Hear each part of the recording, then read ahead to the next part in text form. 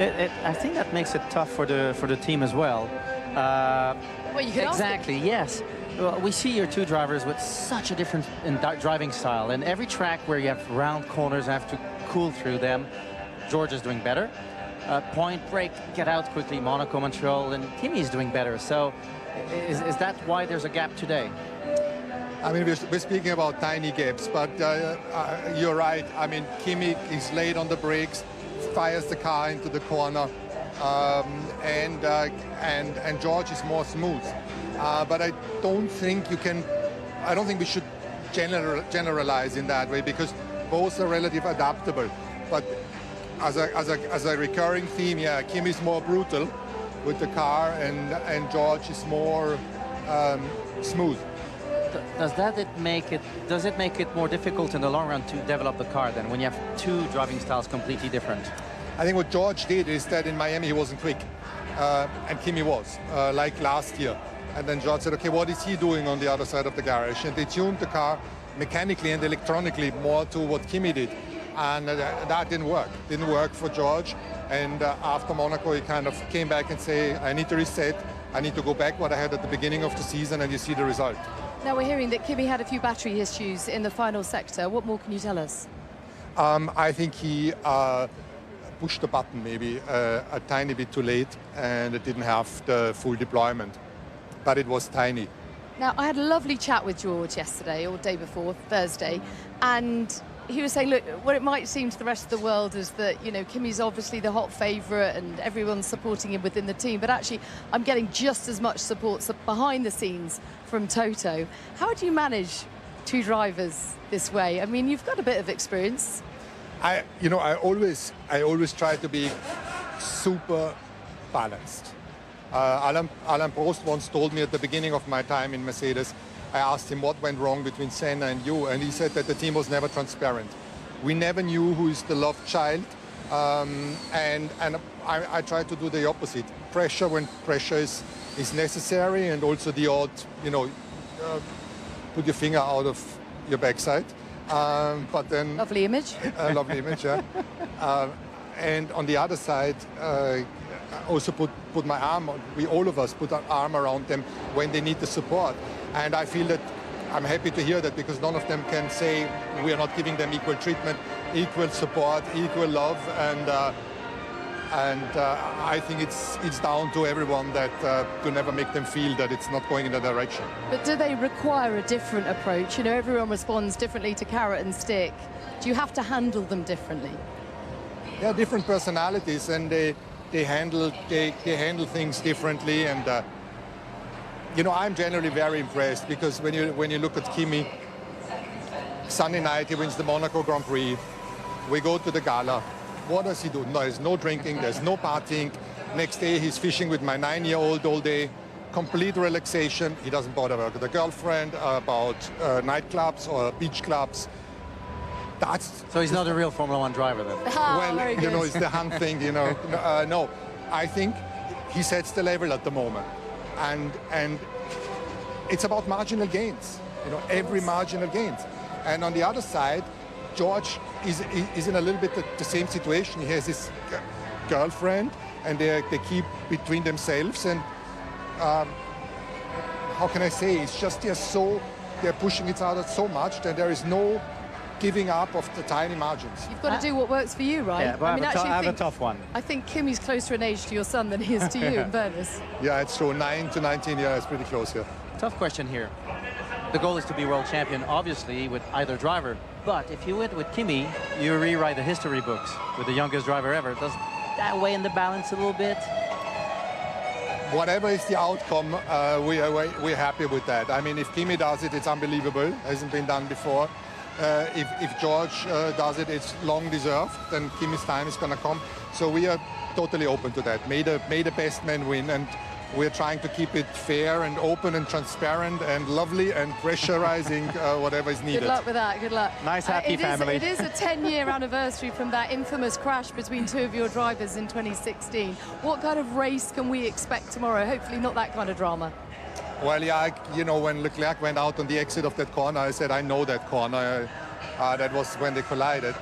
Now, they're both starting on the clean side of the track. That means we're going to see a slipstream if they both leave. So we're having again a situation, but it's about conditioning them in the right way tomorrow morning, making sure that we're collecting the points, and then it's going to be a tough race. And a quick word on Lewis and his qualifying performance today. Are you secretly still quite proud of him? Yeah, my old friend. You know, when people doubted whether I still had the speed, I've always said if he's in the right frame of mind and the car suits him, then he's to be reckoned with. He's to be, you know, you need to count him in, and that's what he did today. If there isn't this tiny mistake at the end, he's a tenth and a half quicker than us. Any more tough questions from you, sir?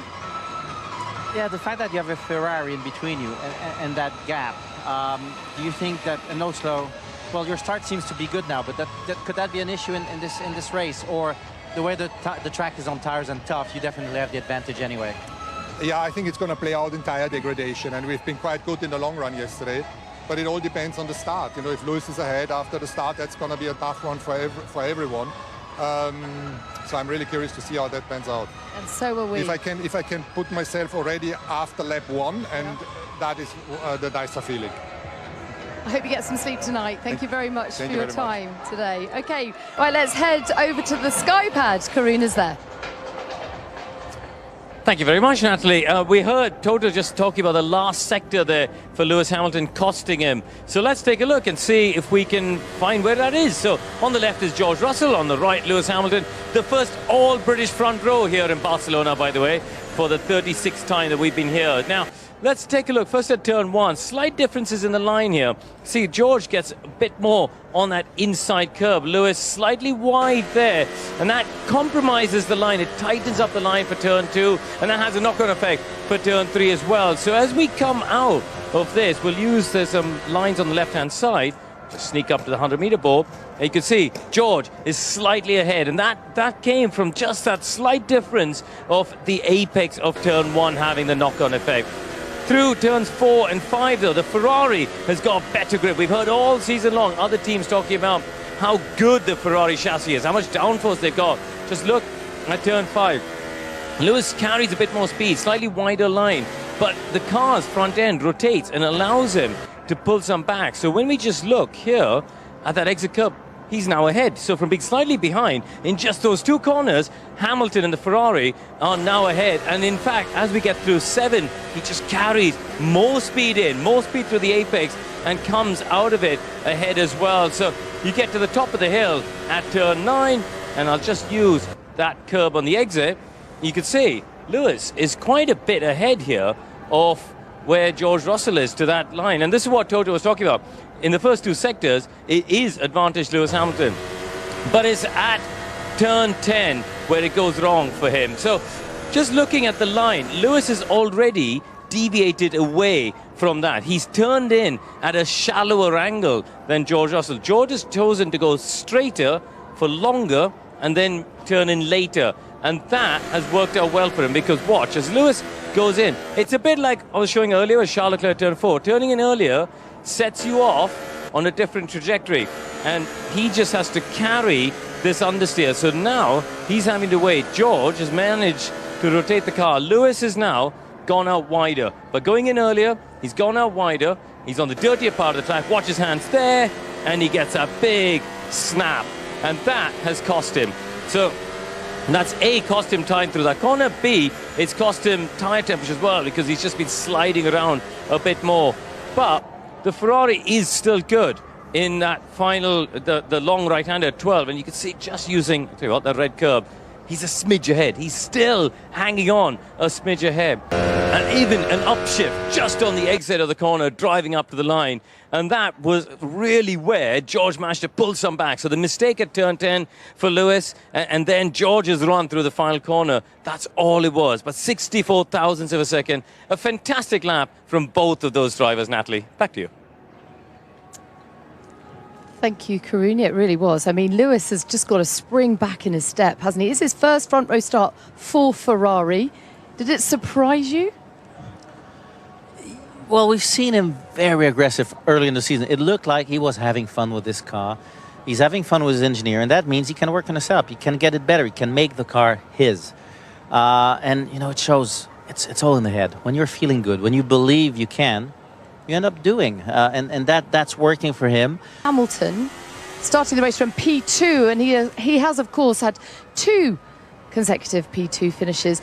But let's have a look at that crash from Charles Leclerc, because it did impact both McLaren drivers. We did expect more from them today.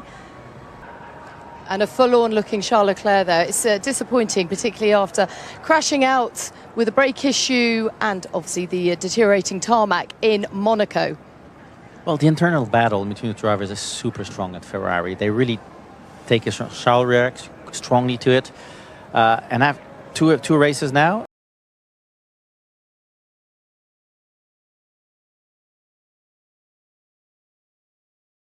Lewis is ahead of him in the championship, second in the championship here again, and we can see how that kind of stress is affecting Leclerc in his driving. Yeah, well, let's hear from both of their drivers now.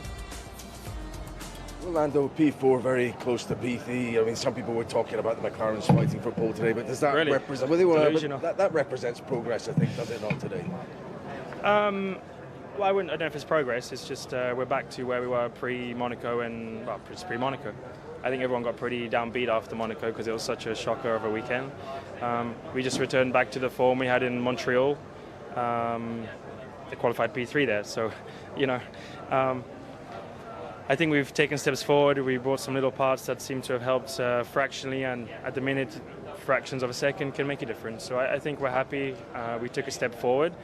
We're happy to be back on track, but it's not like the car was beautiful out there. So, you know, we take it as a team. I think it's nice that we could bounce back after a disappointing weekend, but we're still 3.5 tenths off a pole, and that's a big amount. So.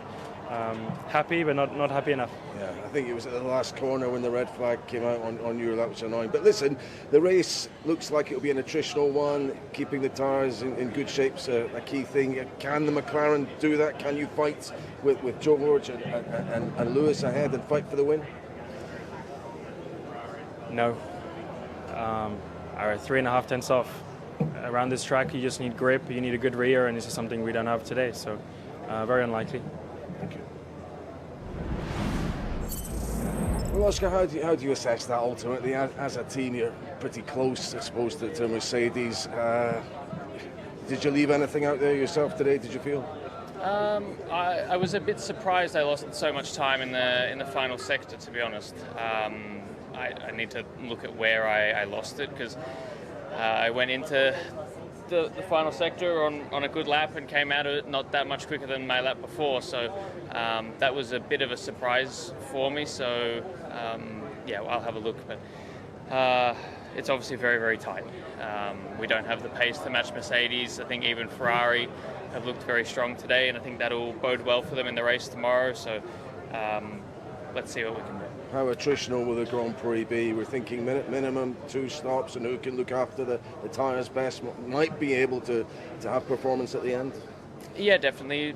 Tyre life is always an important thing around here, and that's not changed with these cars. So there'll definitely be a fair few pit stops happening tomorrow, I would imagine, and hopefully we can use that to get ourselves a bit further up.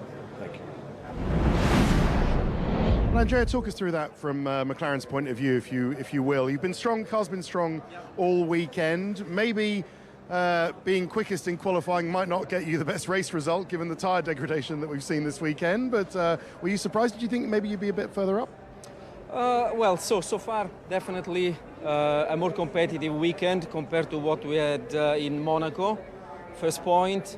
In practice, we have shown decent performance, I would say, but we knew that Mercedes, they were sandbagging a little bit. They don't need to use their whole strength in practice.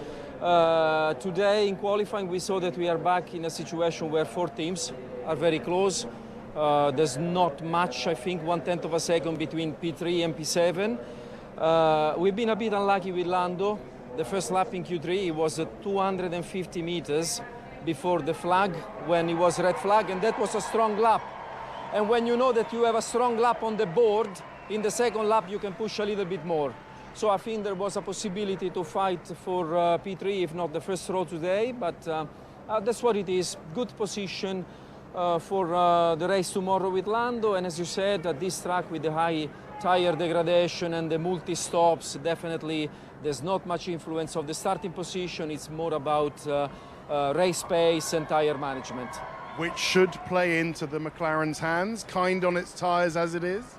I think this was true until last year. Last year we had invested hugely in the development of the car in this area. I would say this year, frankly, we are still learning a little bit from a tires point of view, and we are still developing the car to make sure that we have the options to put the tires in the right range. So there may be some work still to do, but for what we have seen in practice, we are definitely in the game to do well tomorrow, and that's what we want to do. We'll see tomorrow. Thank you very much, Andrea. Thank you very much. Okay, so such fine margins as we've been discussing all weekend, but you can't really escape the truth that they weren't as competitive as they wanted or expected to be. No, but ultimately, if you look from Antonelli all the way to Piastri, it's 1/10 of a second. So they're in the fight. It's only, Russell and Hamilton who really had incredible laps, and you could them. Both laps were on the edge. There wasn't anything left in the cars, where all the other drivers had a few mistakes here and there, and they could all get that third position. I mean, Norris has said happy, just not happy enough. I think that sums it up pretty well, doesn't it? How competitive do you think they could be in the race tomorrow, and how decent are they on their tyres? Well, no one is on the Mercedes level. You can see it today. They can just drive nicely and be quick, and at the same time save their tyres. And it seems Russell has a little bit of a calmer drive, so that might help him. We've seen Lewis very aggressive all season, but they struggle a bit with the tire. By driving like that, of course, it hits the rear tire pretty hard. McLaren hasn't been too bad, though, so they might be all right. Okay, well, someone else who expected more from their day was Charles Leclerc. Crashed into the barriers at turn 4, on the exit of turn 4. This is the second time he's hit the barriers in qualifying for the second consecutive race. Of course, in Monaco as well. Let's hear from a very disappointed Ferrari driver. Charles, sorry to see you here this time. I hope you're okay. And what do you understand happened at turn 4? Yeah, I'm okay, thank you. I just feel very much ashamed to be here after a crash like that. What did I do? I released the brakes earlier. I tried to carry speed. I think on the previous lap, I think we were close being the fastest car every corners apart from turn 4. I knew it was a weakness. I knew I had to make everything perfect for that lap. And I tried, but I obviously regret it. And again, I feel very much ashamed. I mean, the last 2 races, Canada and Monaco, I was in a very tricky configuration to deal with, and that didn't make it easy. And Monaco ended the way it ended, and that was already very difficult to take and accept, knowing that I could do little with it. But this weekend there was none of that. The car was great. The feeling with the car was amazing. And I didn't deliver, and if anything, it's a lot worse than that. I put it into the wall, so there's no excuses. I just feel ashamed. I obviously, it's part of our job to be able to come after a session and speak in front of the camera, but when these things happen, and especially after the last few weekends that have been particularly tough to find performance in general, I just feel ashamed. The only positive I can take is that the feeling that I have in the car is back. And for tomorrow, I feel optimistic that we can have a good race, but I need to show that, and yeah, I just need to do the perfect race. Will be the least to have a bit of a forgiving about the mistake about today, but yeah, it's a shame. Go well tomorrow. Thank you. What did you make of the crash, Jacques?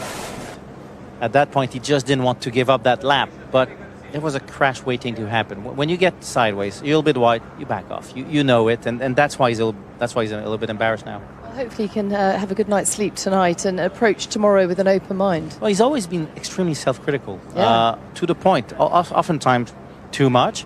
But he's very precise, very direct, and he's not hiding from it. Yeah, but maybe that's his approach. Maybe that actually helps him process stuff if he could be public about it. But, if you admit to an error and if you understand an error, then you progress. You learn from it. If you keep blaming something else for your mishaps, you'll just keep on doing them over and over again. It's true, actually. It takes a strong driver to do just that. Okay, well, his teammate had a great day.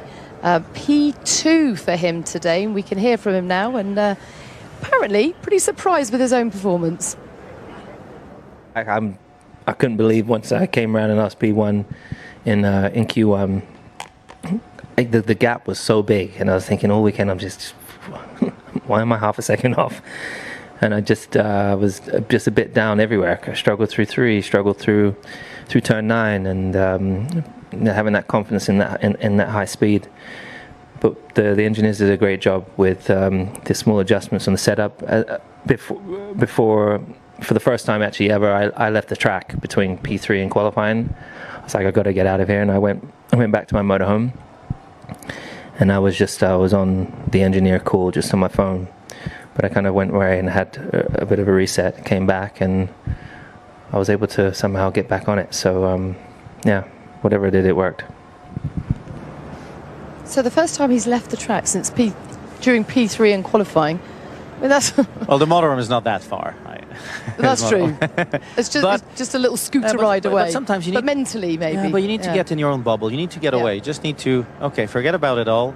And then the brain does its own work on its own. You just there, you chill. And like you said, the engineer did a good job. They fixed, because there were tiny issues in corners. And it's a tenth here, half a tenth there. And once the car starts working, you don't make these little mistakes, lap time comes. Yeah, he just does seem in a good place. He seems to be making good decisions as well, and he's got such a wealth of experience. He knows what works for him. He seems very happy. Whenever you see him walking up and down the paddock, he's a different Lewis to last year, there's no doubt. Oh, definitely. Last year you could tell that he was getting to the track thinking, okay, this will be another bad weekend. The car won't work like I want.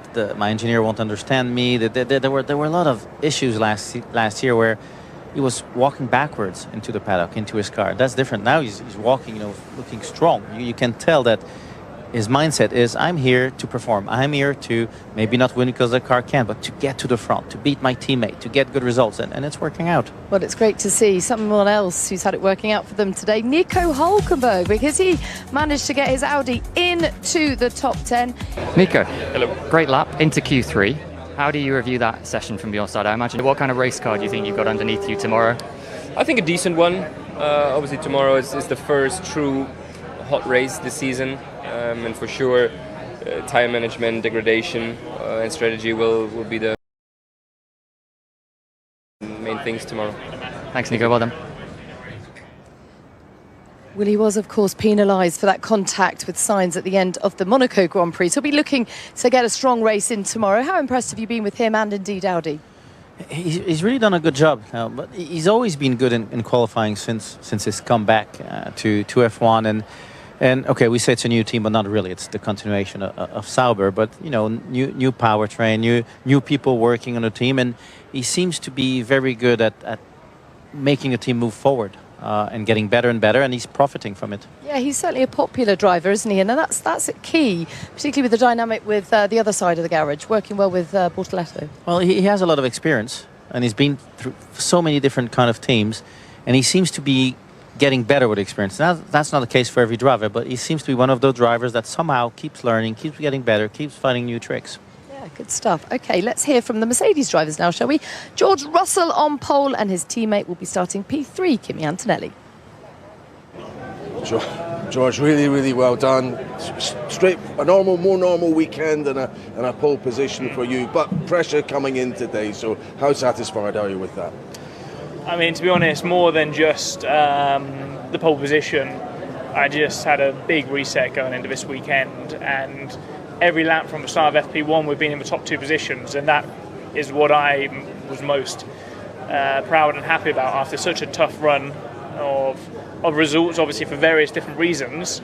Just a big reset, and you never know how it's going to plan out, but just really felt my groove again, really felt comfortable in the car, very similar to how I felt at the start of the year, and then to get the results, just really grateful for the team and everyone who sort of stood by me in these couple of weeks. Yeah, so it shows you don't need this big overhaul or big change. No. Keep doing what you're doing, basically. Well, I've not looked at a single piece of data the whole weekend. I've just driven the car and trusted my instincts, and that was a bit of a risk because these cars are so complicated, and you're always trying to find that next step of improvement. But that's what I've been doing with my team for the last few races. Kimi was performing so well, and I did a bit of a copy paste of what was working for him, and it wasn't working for me. So I was like, I need to trust my own gut here, and something was telling me I needed to go in my own direction, and super glad I have. What's key to getting the job done on race day? I think the race start is going to be important. Lewis did an amazing lap today and really surprised all of us at his strong performance. So he's going to be in the fight. But a clean start, but there's going to be a lot of opportunities in the race. So I just want to see the checkered flag and get to the end of the race. Very, very well done. Thank you. Kimi, you've had a great run recently and a great run of results. George has looked strong here. Have you been kind of trying to chase performance just a little bit this weekend? Yeah, I think I haven't felt good in the car. I haven't been able to adapt a little bit the driving style to the conditions we had this weekend, because obviously it's a track that doesn't forgive, especially because the tires they struggle to last over one lap, and I haven't been able to extract the maximum out of the tires over the whole lap. I think in the last Q3 I had a really strong lap up until turn 5, and then I just lost lots of time from there on. So I think that was the thing. I've been overdriving a little bit, and this is a weekend where you kind of need to drive slow to go fast, and haven't done that well. So, but I think the race pace is stronger. It's quite a bit stronger. So hopefully tomorrow we'll have kind of the same good feeling, and we can progress. Good Kimi, George battle, and it could be quite a complicated one with a lot of pit stops and so on. Yeah, it's going to be a very strategic race. It's going to be important to really manage the tires well, but still maximizing the stint length, and we'll see. All to play for tomorrow. Thank you. Let's pick up on what he said there. Go slow to go fast. That sounds like a contradiction in terms, but just explain what he meant. That gets said a lot. It means don't overpush. Drive nice and smooth. Don't go above the 100%. Stay always a little bit below, because, as he said, this track doesn't forgive. A little sideways, you overheat the tires. And his driving style is very aggressive. We've seen it from last year. And on this kind of track, this kind of temperatures, tires that are on the edge, his driving style doesn't work. They're so different, those two drivers, that it's super interesting. And by being so different, they both managed to win races with that car. That's so true, isn't it? The Russell reset is real. Fascinating to hear that he hasn't looked at any data and he's relied entirely on instinct. Very old-fashioned. Well, I mean, you love to hear it, right? Oh, yeah. That was a nice bit to hear from him, because he did a mistake that happens a lot. Your teammate is quicker in that one race, and then you just try to do everything he does, but you can't. You're a different driver. Your brain works differently. When you drive naturally, you cannot be thinking. So when you try to drive like someone else, you won't be quick anyway. It won't be second nature, and it just doesn't work. And he's shown it. Some tracks, your teammate will simply be quicker than you year after year after year. That track suits him better. Just forget about it. Try to maximize that weekend. And I guess just as you shouldn't overdrive, you shouldn't overthink either. Oh yeah, that's the worst. When you start overthinking, first of all, you don't sleep, so you're tired. But yeah, when you overthink, you invent problems that don't exist, or solutions for problems that don't exist, and you get completely lost. And that's why you need to, like Lewis did, reset. Yeah, well, the reset has also worked for Lewis Hamilton. Let's hear from him again now. Lewis, really well done, I think. I mean, closest to a Grand Prix pole you've been with Ferrari, only 700ths off the Mercedes. I know you're a perfectionist, but do you have to count that a good day at the office? Definitely. I mean, I really surprised myself. I really wasn't expecting to be fighting for the front row. I was trying to explain earlier, I've been trying to explain that normally when you miss P1, you are a bit on the back foot, but not so bad. You can usually recover. This has been the hardest to, like, P1, P2, for example, I was 1.1 seconds off. And then I was like, okay, I'll come back in P3. P3, I'm still half a second off of Charles, 0.7 off P1. So I was like, this is not my weekend. But I stepped away from the track in between P3 and qualifying, which I never ever do. I don't think I've ever done that. I was like, I got to get out here. I went back to my motorhome, came back, and just recalibrate myself. And I felt Q1, round one, the car felt fantastic. On top of that, it really comes down to also that the team have been working so hard. I'm so thankful to the guys who brought everyone back at the factory. They worked so hard to bring these upgrades. But even with that, we're still behind Mercedes. I'm happy that we're close, but they're still so strong. I mean, geez. Even with a good lap, they're still just so. There's a lot of work to do to get ahead of these guys. It's going to take a perfect. It's going to take a perfect job from all of us tomorrow to be able to fight these guys for a win. Yeah, well, listen, you're knocking on the door for that first Ferrari Grand Prix win. It is a long run to turn one. I mean, we know there'll be tyre degradation. Are those the key ways to maybe win this, get that first Ferrari Grand Prix win? Tyre management tomorrow is going to be crucial. It always is here, particularly the track's like 50 degrees. It's crazy because yesterday you're just sliding around the most I've ever felt here. And degradation was double what we anticipated. But I think the car is in a better place. Being able to utilize I hope that tomorrow means that we have less deg. And obviously I'm battling 2 Mercedes, which will be harder on strategy. It is a long way down to turn 1, so I mean we need a good start tomorrow. Of all starts, that's the one you need to get right, so we can the car where it needs to be. We wish you well. Thank you. Thank you. So the car's in a good place. He's in a great place, sandwiched between those 2 Mercedes drivers. Just how significant is that run down to turn 1 tomorrow? Super important, because he's been very racy this year. He's been very aggressive. And he knows that the only way to get them is to get them at the start. I cannot wait for it. Is this wide open, though, given tyre degradation is such a key component to racing tomorrow? Yes, it is, because it's the first hot race of the year. They haven't had to play with tyre deg this year. They didn't matter. They've been pushing every race. This is the first time they'll have to back off a bit. So, they need to remember what they did last year. So what's your hunch then? Who's going to be the top step of that podium? Come on, Jacques Villeneuve. Well, I'm still a big favorite. My favorite right now is still Russell, because he's really got it under control. He's driving smoothly. He's not overheating his tires. So if the start goes well, and he has no reason to then not win that race. Okay, well, he certainly needs it, doesn't he? He needs a big boost. It's been a tough couple of weeks for the Mercedes driver, but it is George Russell who has put it on pole